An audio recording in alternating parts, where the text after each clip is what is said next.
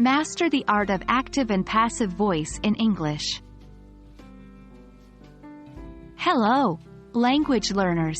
Today we're going to dive into an important aspect of English grammar: active and passive voice. Specifically, we'll focus on how to identify whether a sentence is in the active or passive voice. This skill can help you to enhance your reading comprehension and to vary your writing style. The distinction between active and passive voice is all about who is doing the action. In an active voice sentence, the subject performs the action. For example, John eats an apple.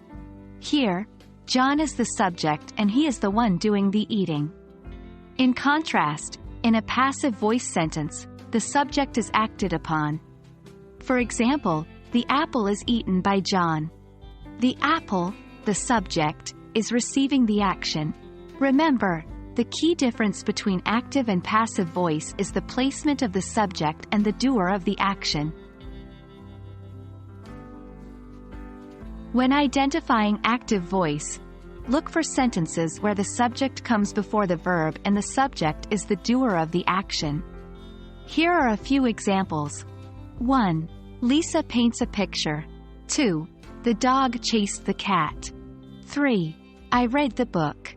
In all these sentences, the subject performs the action.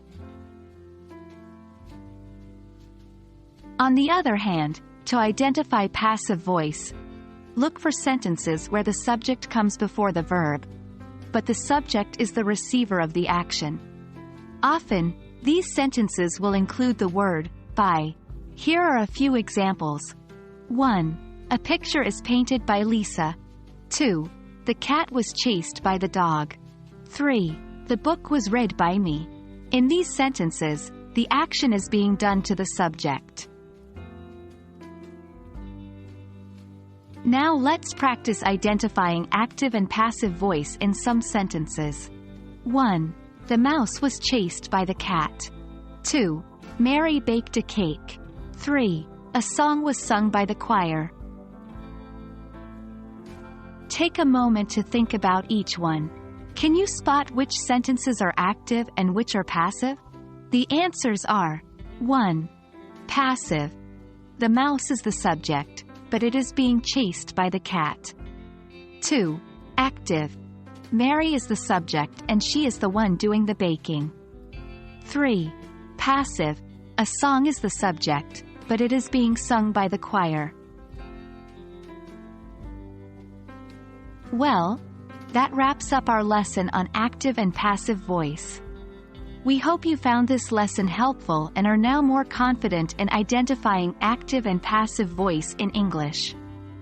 As with anything, the more you practice, the easier it will become. Keep practicing, and you'll master this important aspect of English grammar in no time.